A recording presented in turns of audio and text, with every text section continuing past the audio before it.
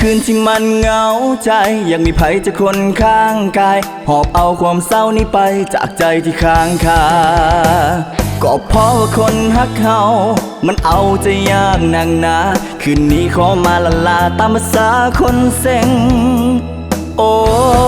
ยขอมือคนโสดได้บ่อยากขอเข้าไปทักทายอยากมีคนมาเอาใจดื่มตามสบายคืนนี้เลี้ยงเอ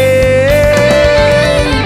เลิกพับแล้วน้องสิไปสายต่ออยากขอเวลาสิได้บอกอยากขออยู่กับน้องสองคนไอ้ขอเวลาบ่ดนเพราะเป็นห่วงคนที่คอยน้องอยู่บ้านโอกาสหน้าค่อยนัดพบกันในวันที่แฟนน้องเผื่อ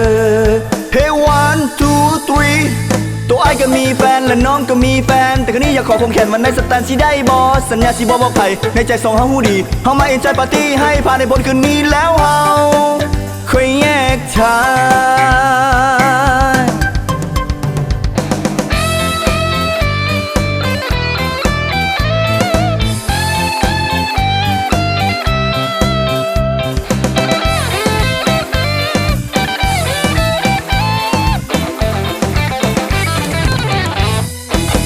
ขอมือคนโสดได้บ่อ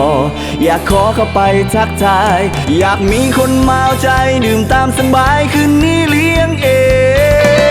งเลิกพับแล้วน้องสิไปสายต่ออยากขอเวลาสิได้บ่อยากขออยู่กับน้องสองคนไอ้ขอเวลาบ่ดนเพราะเป็นห่วงคนที่คอยน้องอยู่บ้านโอกาสหน้าค่อยนัดพบกันโอ้ยเลิกพับแล้วน้องสิไปสายต่ออยากขอเวลาสิได้บอกอยากขออยู่กับน้องสองคนไอ้ขอเวลาบ่ดนเพราะเป็นห่วงคนที่คอยน้องอยู่บ้านโอกาสหน้าค่อยนัดพบกันโว้ยในวันที่แฟนน้องเผื่อ